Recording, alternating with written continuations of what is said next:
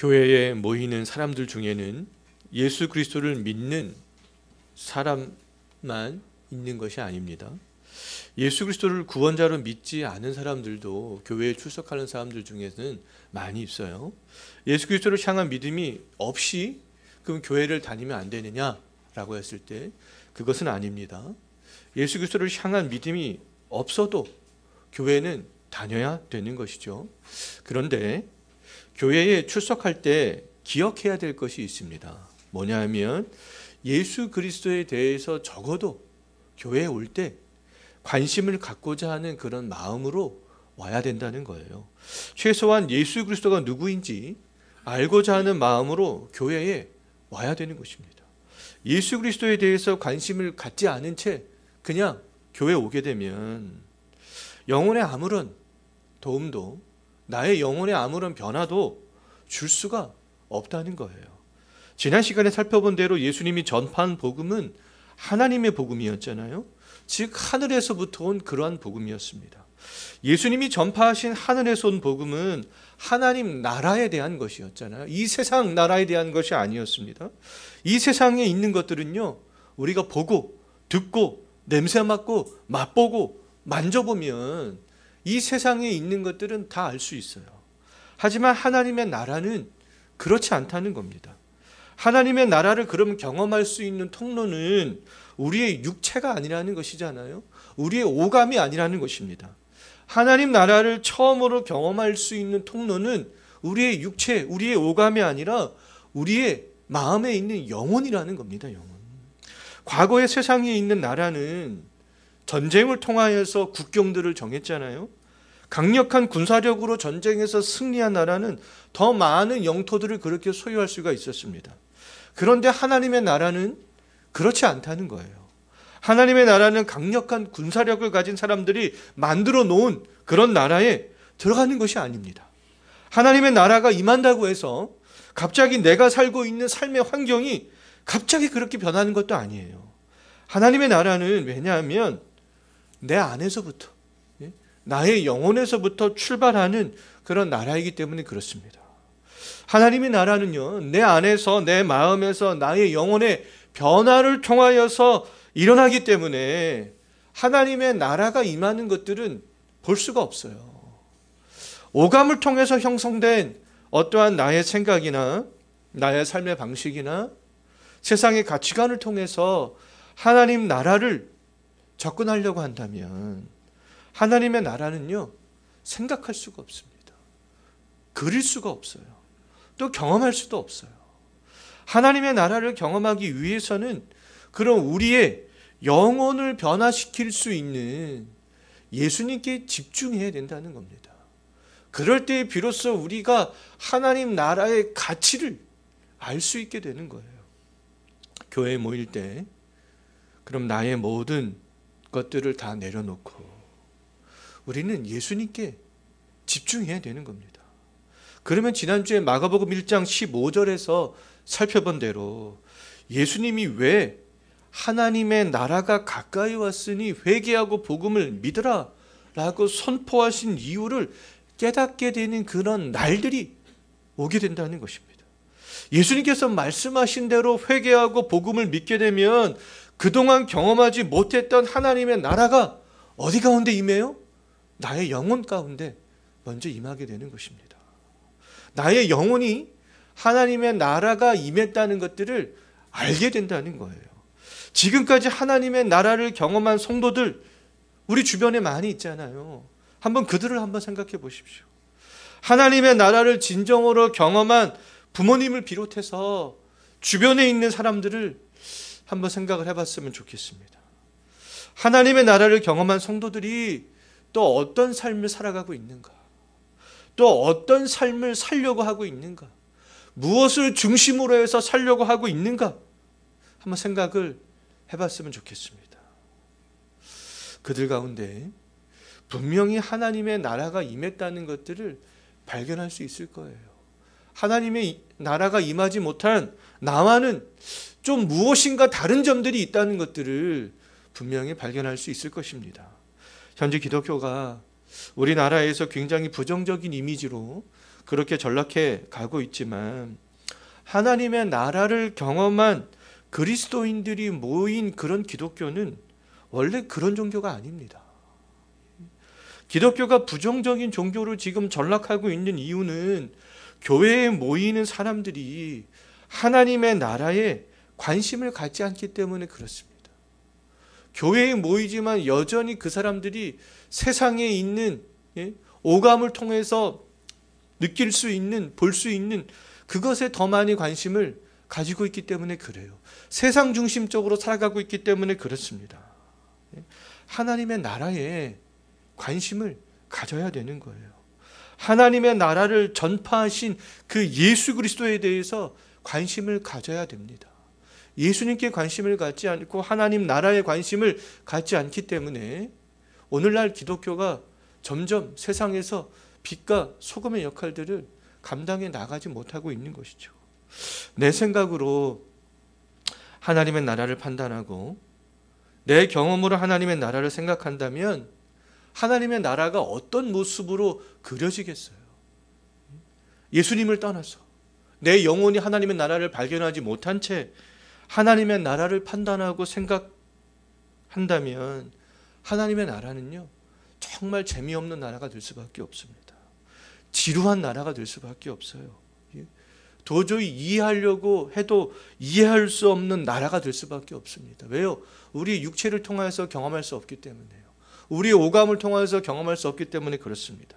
신앙생활을 몇 년을 했든지 교회에서 직분이 있든지 없든지 교회에 출석하는 우리 모든 성도들이 그런 관심을 가져야 되는 것은 이 세상 나라가 아니에요. 적어도 교회에 올 때는요, 이 세상에 대한 모든 생각과 관심을 다 내려놓고 예수님을 통하여서 전파되어지는 하나님의 나라에 좀 최소한 관심을 가져야 된다는 거예요.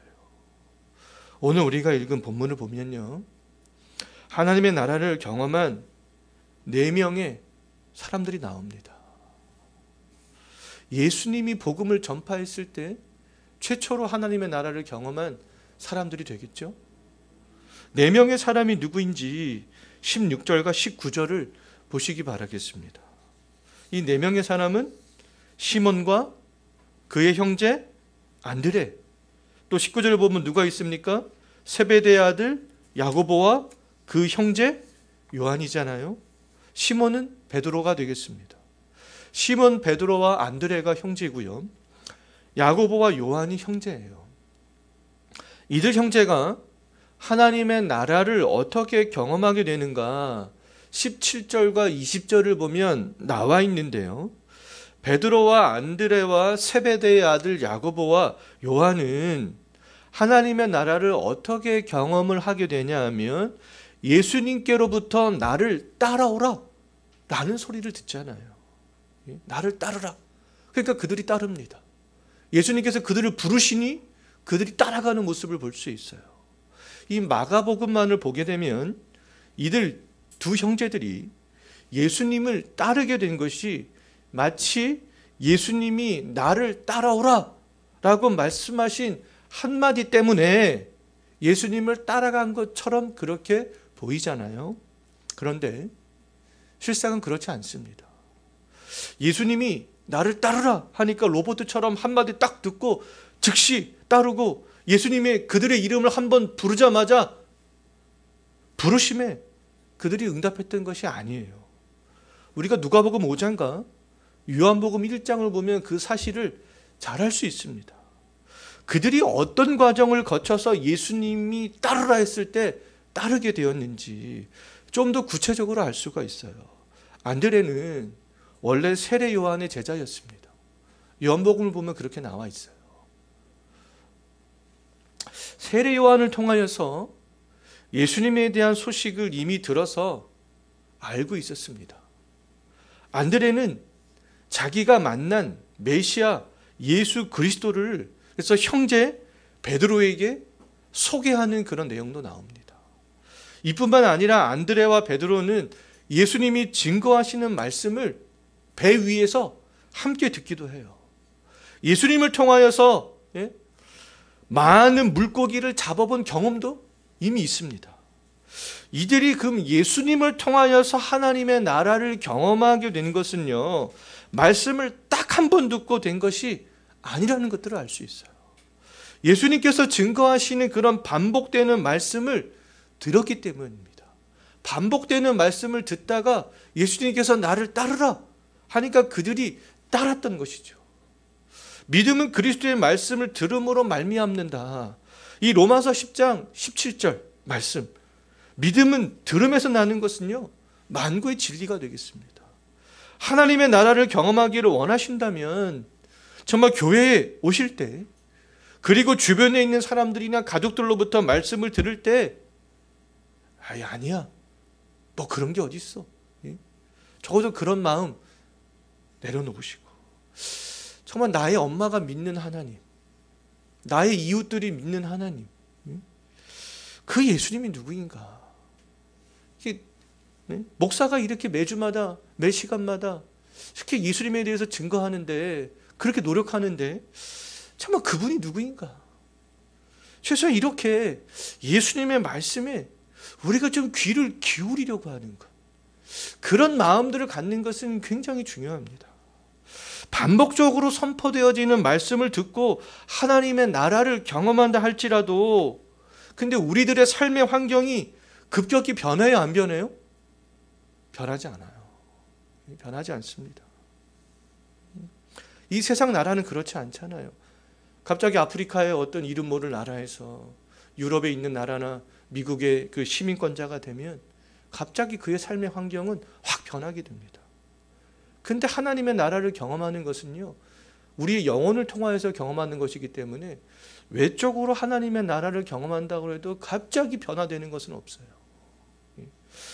이 베드로와 안드레와 세베대의 아들인 이 야고보와 요한도 예수님께서 가르치시는 말씀을 반복적으로 들었을 때 무엇이 변화된 거예요? 영혼이 변화된 거잖아요. 영혼이 변화될 때 하나님의 나라가 그들의 심령 가운데 임하게 된 것입니다. 그들의 외적인 삶의 환경은 변했어요, 안 변했어요? 아무것도 안 변했어요. 변한 것이 없습니다. 하나님께서 많은 사람들 중에서 특별히 이 4명의 사람을 부르신 이유가 있어요. 이 4명의 사람을 제자로 부르신 이유가 있습니다. 그 이유가 무엇인가? 17절 말씀 한번 보십시오. 예수님께서 그들을 하나님 나라의 백성으로 부르신 것은요, 무엇 때문에 부르신 거예요? 사람을 낚는 어부가 되게 하시려고 그들을 부르셨다는 거죠. 사람을 낚는 것은요, 예수님과 함께 하나님 나라의 백성 만드는 일에 동참하는 겁니다. 예수님께서 뭐하러 오셨어요? 하나님 나라를 전파함으로 하나님 나라의 백성들을 만들기 위해서 이 땅에 오신 거잖아요. 그럼 그와 동일하게 사람을 낚는 어부라는 것은 예수님이 하시는 일에 동참하는 그런 사람으로 이 4명의 제자를 부르셨다는 거예요. 예수님께서는 하나님이 정한 시간에 하나님의 나라 일을 시작하셨지만 이렇게 혼자 하지 않으셨다는 것입니다. 예수님께서는 많은 사람들 중에서 하나님의 나라를 함께 확장해 나갈, 함께 증거할 제자들을 부르셨다는 것이죠. 예수님께서는 십자가의 죽음 이후에 자신을 대신해서 하나님의 나라를 증거할 제자들을 미리 부르신 거예요. 그래서 그들과 동고동락하시면서 그들에게 하나님 나라에 대해서 가르치셨던 것이죠. 요한복음 17장을 보게 되면요, 예수님께서는 자신이 잡힐 것을 미리 아십니다. 그래서 잡히기 전날 밤에 밤새도록 그렇게 기도하시잖아요. 예수님께서는 밤새도록 기도하시던 그런 기도의 내용 중에 아버지께서 나를 세상에 보낸 것 같이 나도 그들을 세상에 보내노라, 보내기를 원합니다. 이렇게 기도하는 것들을 볼 수 있어요. 예수님께서는 자기가 잡히게 되면 하나님의 나라를 누가 대신 증거하기를 원했던 거예요? 제자들이 대신 증거하기를 원했던 것입니다. 그래서 내가 아버지께로 보냄을 받은 것처럼, 이 세상에 온 것처럼 내가 저들을 이 세상에 보냅니다. 그렇게 기도하셨던 것이죠. 또 마태복음 우리가 잘 알고 있는 28장 19절 말씀을 보게 되면 부활하신 예수님께서는 제자들을 향해서 너희는 가서 모든 민족을 제자 삼으라, 이런 명령을 예수님께서 내리시잖아요. 예수님께서 많은 사람들 중에서 특별히 이 몇 명을 제자로 부르신 것은 하나님의 나라가 예수님을 따랐던 제자들을 통하여서 확장되기 때문에 그렇습니다. 하나님의 나라는요, 단순히 교회를 출석하는 사람들에 의해서 확장되어지는 나라가 아니라는 거예요. 믿음이 없어도 얼마든지 전도할 수 있습니다. 사람을 데리고 올 수 있어요. 그런데 하나님의 나라가 확장되었다고 말할 수는 없습니다. 하나님의 나라는 누구를 통해서 확장되어지는 나라가 되는 것이겠어요? 예수님의 제자된. 하나님의 나라를 확장하기 위해서는 반드시 먼저 예수님의 제자가 되어져야 된다는 거예요. 하나님의 나라는 예수님의 제자된 사람들을 통해서만 확장되어져 나갈 수 있습니다. 예수님 생전에는 특별히 12명의 제자만을 부르셨지만 사도행전 2장에 나오는 오순절 성령 강림 사건 이후에는 그렇지 않잖아요. 하나님의 나라는 이제 교회를 통해서 확장되어져 나가는 것들을 볼 수 있습니다. 교회가 세워지고 교회가 파송한 선교사들을 통하여서 하나님의 나라가 확장되어지는 것이 아니겠어요? 최초의 선교사가 안디옥 교회가 파송한 바울과 바나바가 아니겠습니까? 이제 교회를 통하여서 이제 교회에서 예수님의 제자된, 예수님을 믿게 된 그런 사람들을 통하여서 하나님의 나라가 확장이 되어져 나가게 되는 것이죠. 오늘날 예수님께서 우리들을 제자로 부르신 목적도 동일합니다. 오늘날 예수님께서 우리들을 하나님 나라의 백성으로 부른 것은 아직도 예수님의 제자가 되어져야 될 사람들이 많이 남아있기 때문에 그래요. 오직 예수님의 제자로 부름받은 사람들이 사람을 낚는 어부의 일을 감당할 수 있습니다. 교인이 되기는 쉬워도요, 예수님의 제자가 되는 것은 쉽지 않습니다. 참 제자가 되는 것은 쉽지 않아요. 참된 제자는요, 어떤 일이 있어도 스승을 따르는 사람들이잖아요. 무슨 일이 생겨도 스승의 가르침에 순종할 수 있는 그런 사람들이 되겠습니다. 제자는 자기 자신의 인생의 주인이 되어서 자기 마음대로 자기 뜻대로 살아가지 않아요. 제자는 보잘것없는 자신을 제자로 불러주신 그런 스승의 은혜에 감사하면서 살아갈 수 있는 그 사람이 참된 제자가 될 수 있겠습니다. 교회만 출석하는 교인이 되느냐, 예수님의 제자가 되느냐는 굉장히 중요한 문제가 되겠습니다. 제자가 되지 않고서는요, 이 땅에서 하나님의 나라를 경험할 수 없기 때문에 그렇습니다. 예수님이 사역을 하는 동안 예수님을 따라다녔던 많은 무리들이 있었잖아요. 그런데 예수님께서는 그 많은 무리들을 제자로 칭하지 않으셨다는 거예요. 예수님을 따라다녔던 많은 무리들은 오늘날로 말하면 예수님에 대한 참된 믿음이 없이 교회만 출석하는 그런 출석 교인이었다고 말할 수 있습니다. 예수님께서는 그 당시에 말하자면 대형 교회를 그렇게 이루신 분이에요. 들판에 나갈 때 막 5,000명, 남자와 아이들 막 5,000명이 그렇게 먹게 된 거 아니겠어요? 근데 예수님께서는 그 많이 모였던 오병이어의 기적을 경험했던 그 많은 사람들을 향하여서 제자라고 그렇게 말씀하시지 않습니다. 한 번도 그들과 그렇게 제자라고 칭한 적이 없어요. 예수님의 12명의 제자들과 항상 그 무리들은 거리를 두시는 것들을 볼 수 있습니다. 예수님께서는 이 제자들과 예수님을 따라다니는 무리들을 동일하게 그렇게 다루지 않습니다. 동일하게 취급하지 않아요. 예수님께서는 그들을 구분하시는 것들을 볼 수 있습니다. 아주 철저하게 구분하십니다. 제자와 무리들을 철저하게 구분하세요. 예수님을 따라다녔던 무리들은 제자들처럼 말씀도 들었어요. 이적도 경험합니다. 그런데 그들은 하나님의 나라는 경험하지 못한 사람들이었습니다. 사람을 낚는 어부의 일들을 감당할 수 없는 사람들이었어요. 예수님께서 오늘날 우리를 부르신 것은요, 무리로 부르신 것이 아니라는 것이죠. 제자로 부르셨다는 겁니다. 제자로. 우리들이 제자로 부름을 받았어도 그런데 처음부터 완전한 제자가 될 수 없다는 겁니다. 얼마나 안심이에요. 내가 제자인가? 나는 이런 것들이 많이 부족한 점이 있는데. 제자로 부름받았을 때 처음부터 완벽한 상태로 부름받지 않는다는 거예요. 갈릴리 해변에서 부름을 받았던 이 4명의 제자도요, 예수님께로부터 부름을 받았을 때 따라오라고 그런 말씀을 듣고 예수님을 따라갔을 때 완전한 제자가 된 상태에서 예수님을 따른 것이 아니었다는 것이죠. 예수님께로부터 부름을 받자 하나님의 나라를 아주 깊이 있게 그들이 경험한 것도 아닙니다. 예수님과 함께 동고동락할 때에 수많은 실패를 경험했던 사람들이잖아요. 그 사람들은요. 심지어 예수님을 부인까지 했던 그런 사람들이었습니다. 그럼에도 결국에는 부활하신 예수님을 만난 이후에는 예수 그리스도를 온전히 따르는 제자들이 되었잖아요.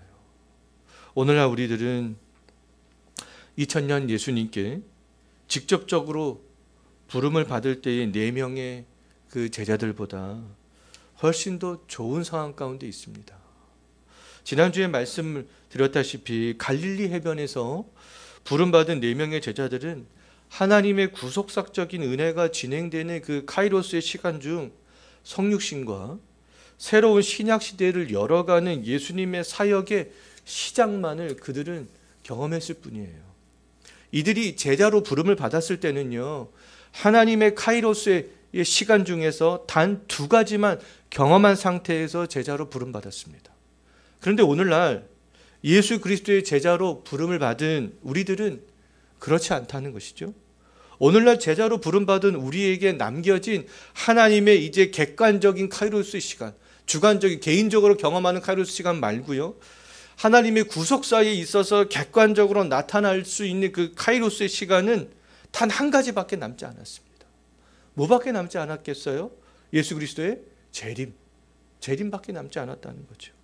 우리는 이미 예수 그리스도의 성육신도, 예수 그리스도의 가르침도, 예수 그리스도의 십자가도, 예수 그리스도의 부활도, 승천도 이미 다 경험한 거예요. 오늘날 예수 그리스도의 제자로 부름받은 우리들은 그렇다면 이 갈릴리 해변에서 제자로 부름받은 4명의 제자들보다 훨씬 더 제자의 삶을 살아가기가 수월한 위치에 있는 것입니다. 오늘날 제자로 부름받은 우리들은요, 갈릴리 해변에서 제자로 부름을 받은 4명보다 그럼 사람을 낚는 어부의 일을 더 빨리, 더 잘할 수 있는 그런 위치에 있다는 것이죠. 우리를 제자로 부르신 예수님은 우리를 통해서 또 다른 사람들에게 하나님의 나라가 확장되어 가도록 부르신 것입니다. 예수님께서 우리를 부르신 목적을 잊지 않고 기억할 때에 이 땅에서 예수님의 제자로서 예수님이 가신 십자가의 길, 그 좁은 길을 정말 따라가면서 그 안에서 하늘의 소망과 하늘의 기쁨을 누리면서 우리가 살 수 있게 되는 것이죠. 예수 그리스도를 믿는 참된 제자들이 보여야 될 반응들이 있는데요, 갈릴리 해변에 있던 제자들이나 오늘날 우리들이나 동일합니다. 베드로와 안드레와 세베대의 아들 이 야고보와 요한이 어떤 반응을 보였는가? 그럼 18절과 20절 한번 보십시오.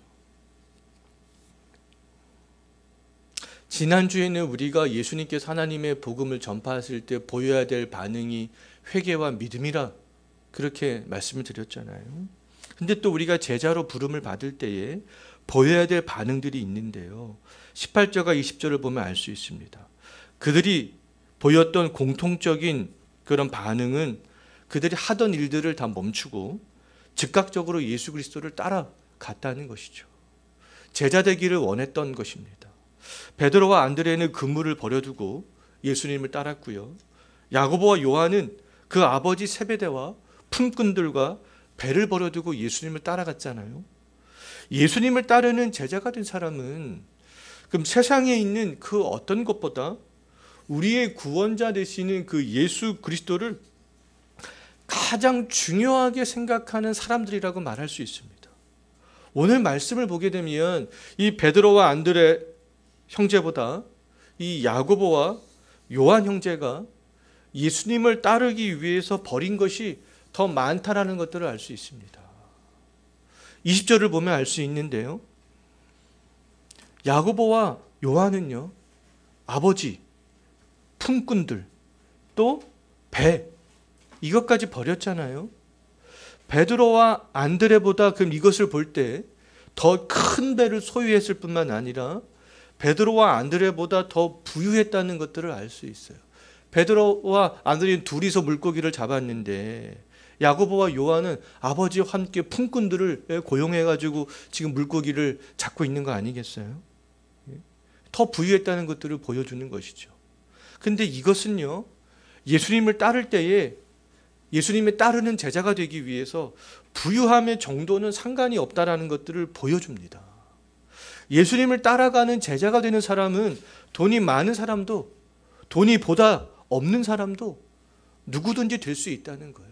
예수님이 제자가 되기 따라가면 그 모든 것들을 내가 얼마를 손에 쥐었든 다 내려놓을 수 있는 사람이 된다는 것이죠.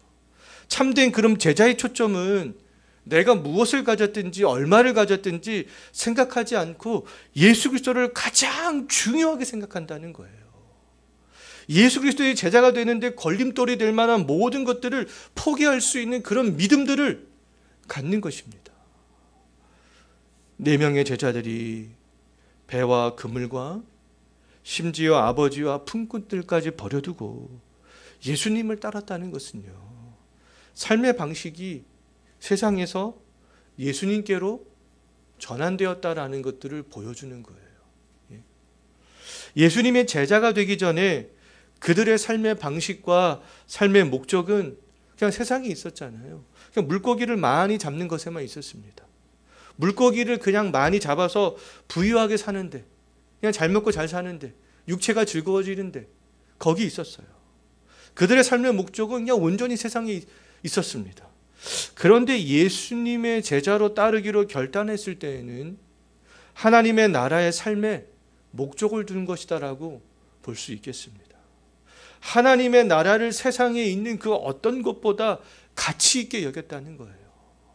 이 땅에 오신 예수님의 삶의 가장 큰 목적은 죽기까지 하나님의 뜻에 순종하는 거였잖아요. 그렇다면 제자들의 삶도 이와 같아야 된다는 겁니다. 하나님의 뜻에 순종하는 것들이 우선이 되어져야 된다는 거예요. 하나님의 뜻에 순종하기 위해서 세상에 있는 그 어떤 것도 내려놓을 수 있어야 된다는 것이죠. 이 땅에 오신 예수님께서는 세상과 겸하여서 하나님을 섬기지 않았잖아요. 어떤 육체적인 즐거움을 탐하면서 하나님을 섬기지 않았습니다. 자신이 할 수 있는 것만 선별하거나 자신이 선호하는 것만 선택해서 하나님께 순종하지 않았다는 거예요. 부름받은 4명의 제자들도 모든 것을 버려두고 예수님을 따랐다는 것은 예수님처럼 하나님의 나라만을 위해서 살 것을 각오한 것입니다. 예수님의 제자로서 예수님처럼 세상과 예수님을 겸하여 따르지 않겠다는 것들을 지금 버려두고 따랐다는 것들은 그것들을 지금 보여주고 있는 거예요. 경제적인 이득과 세상의 재미와 상관없이 예수님을 따르겠다는 것들을 지금 보여주고 있는 겁니다. 경제적인 이득이 있을 때는 세상을 따르고 경제적인 이득이 없을 때만 예수님을 따르겠다? 그런 것이 아니에요. 육체적으로 재미있는 일이 있을 때는 세상으로 나아가고 재미없는 일이 할 일 없을 때만 예수님을 따르겠다? 그런 것이 아니라는 겁니다. 제자는요. 모든 것을 버려두고 이 4명의 제자가 예수님을 따라 나섰지만 제가 좀 전에도 말씀을 드렸듯이 이 4명의 제자는 예수님께서 말씀하시는 하나님의 나라가 예수님을 따르는 그 순간에도 잘 이해되지 않을 때가 상당히 많이 있었습니다. 때로는 하나님 나라에 대해서 오해도 굉장히 많이 했어요. 예수님께서 하나님 나라에 대해서 비유로 막 말씀하실 때 이해가 안 되니까 묻고 또 묻잖아요. 그래도 이해가 안 됩니다. 막 하나님의 나라에 대해서 이 세상에 있는 개념과 가치관으로 접근하기도 하는 것들을 볼 수 있어요. 야고보와 요한은요, 하나님의 나라에 대해서 접근할 때 이 세상에 있는 개념으로 접근하는 것들을 볼 수 있습니다. 예수님을 따르면서도요. 이 하나님의 나라에서도 이 세상처럼 이 높고 낮음에 서열이 있는 것으로 그렇게 오해를 했어요. 그래서 이 야고보와 요한은 그의 어머니와 함께 예수님께 나와서 하나님의 나라에서 다른 누구보다도 우리 두 아들 이 야고보와 요한이 높은 자리에 좀 앉게 해 주시옵소서. 이렇게 어머니가 청탁을 하잖아요. 부탁을 합니다. 야고보와 요한이 어머니와 함께 이 예수님께 청탁을 했다는 소리를 다른 10명의 제자들이 듣게 되죠. 그래서 마가복음 20장 24절을 말씀을 보게 되면 그 다른 10명의 제자들이 그 청탁했다는 소리를 듣고 어떤 반응을 보입니까? 아유, 저 하나님의 나라를 모르는 사람들, 아유, 불쌍하다. 이런 반응을 10명의 제자들이 보이지 않아요. 이 10명의 제자들이요, 야고보와 요한이 예수님께 그렇게 하나님의 나라에서 좋은 자리에 앉게 해달라는 것들을 청탁했다는 소리를 들었을 때 아주 분개합니다. 분하게 생각하는 것들을 볼 수 있어요. 다른 10명의 제자들이 분하게 그렇게 생각했다는 것은 하나님 나라에 대한 지식이요, 야고보와 요한과 같은 수준에 머물러 있었다라는 것들을 보여주는 것이 되겠습니다. 이 12명의 제자가 예수님을 따라다니면서 하나님 나라에 대해서 듣지만 그들이 하나님 나라에 대해서 이해할 수 있는 수준 아직 완벽하지 않았어요. 하나님의 나라에 대해서 이렇게 세상의 개념으로 계속해서 접근해 가면서 하나님의 나라에 대해서 오해하고 있었습니다. 우리에게는 굉장히 희망적이잖아요. 예수님의 제자들도 이렇게 오해하고 잘못 알고 있었는데, 하나님의 나라는 이 땅에 오신 예수님의 십자가를 통하여서 이루어지는 것임에도 불구하고 베드로는 어떻게 했어요? 예수님이 십자가의 길을 가지 못하도록 막아서기까지 했잖아요. 하나님의 나라를 전혀 이해하지 못하고 있었던 것이죠. 야고보와 요한도 베드로도 나머지 이 다른 제자들도 하나님의 나라에 대해서 그렇게 오랫동안 3년이 넘도록 오해하면서 잘 이해하지 못하면서 예수님을 따라다녔지만 그들의 관심은 근데 끝까지 예수님께 집중했다는 거예요. 예수님께 있었다는 것입니다. 하나님의 나라에 있었다는 거예요. 그 하나님의 나라를 알려고 했다는 것입니다. 예수님의 제자된 우리들도 이 4명의 제자들과 같은 반응을 좀 보일 수 있었으면 좋겠어요. 때로는 하나님을 아는 지식이 부족하고요, 믿음이 부족하여서 4명의 제자들처럼 하나님의 나라를 얼마든지 오해할 수 있습니다. 아직 하나님의 나라에 대한 지식이 부족하여서 이 세상에 있는 개념으로 하나님의 나라를 자꾸만 접근하려고 그렇게 하고 있을 수도 있어요. 근데 그럼에도 우리에게 중요한 것은 하나님 나라에 대해서 관심을 갖는 것을 포기하거나 세상에 있는 것과 그렇게 좀 이렇게 맞바꾸려 해서는 안 된다는 겁니다. 왜냐하면 하나님의 나라는요, 조금씩 점점 깊고 넓게 알아갈 수 있는 나라이기 때문에 그렇다는 거예요. 이 세상에서는 그 누구도 하나님의 나라를 한 번에 완전하게 알 수 없습니다. 하나님의 나라는 예수님이 재림하실 때 완성되는 나라이기 때문에 그래요. 나는 하나님의 나라에 대해서 나는 완벽하게 알아. 그런 사람들은 이단입니다. 잘못된 성경 해석을 하고 있는 거예요. 하나님의 나라는요, 한 번에 완성되는 나라가 아니에요. 점진적으로 완성되어져 가는 나라가 되겠습니다. 이제 그것들이 우리가 주일 오후에 계속해서 살펴보게 될 성경 개관을 통해서 살펴보게 될 내용들이 되겠습니다. 예수님을 따르는 제자가 되셨다면 세상보다는 하나님의 나라에 관심을 가져야 돼요.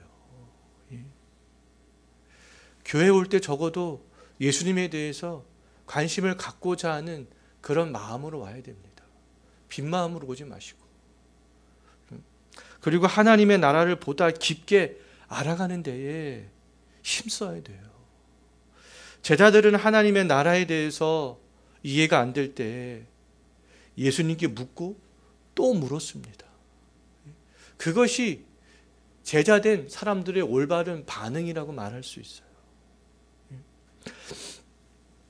이 네 명의 제자들은요, 하나님의 나라가 이해가 안 될 때 묻고 또 물었지만 하나님의 나라를 그들은 이해를 할 수가 없었어요. 부활하신 예수님을 만나기 전까지 그들은 하나님의 나라를 이해할 수가 없었습니다. 왜냐하면 다시 한번 말씀을 드리지만 그들은 하나님의 카이로스의 시간 속에서 이루어지는 하나님의 구속사인 예수 그리스도의 십자가와 이 죽음과 부활과 승천과 오순절의 성령의 임재하심을 아직 경험하지 못했기 때문에 그래요. 하나님의 나라는 십자가의 죽음과 부활과 승천과 그런 성령의 임재하심들이 경험해야 비로소 하나님의 나라가 열려지게 되고 이해되고 알아갈 수 있는 나라가 되기 때문에 그렇습니다. 그런데 아직 이 예수님의 제자들은 하나님의 나라를 이해를 하기에 하나님의 그런 카이로스의 시간 속에서 일어나는 구속사의 일들을 아직 다 경험하지 못했기 때문에 그렇습니다. 그런데 우리들은 예수 그리스도의 재림을 제외하고 하나님의 시간이 이루어지는 모든 객관적인 구속사들을 경험했어요. 그렇기 때문에 이 갈릴리 해변에서 부름을 받았던 4명의 제자들보다 세상에 있는 것들을 보다 더 수월하게 내려놓을 수 있을 뿐만 아니라 예수님의 제자로의 삶들을 보다 더 빨리 그렇게 살아갈 수 있게 되는 것이죠. 그들이 예수님을 따라다녔던 때보다도 하나님의 나라에 대해서 보다 더 잘 확실하게 이해할 수 있습니다. 그들이 부름을 받았을 때보다 하나님의 나라에 대해서 더 큰 관심을 가지면 남은 인생을 우리가 어떻게 살아갈 수 있겠어요? 정말 예수님의 제자로서의 그런 삶들을 더욱더 철저하게 그렇게 살아갈 수 있지 않겠습니까? 제자로서의 삶들을 철저하게 더욱더 살아간다는 것은요, 이 땅에서 하나님의 나라를 그 누구보다도 더욱더 풍성하게 경험할 수 있다는 거예요.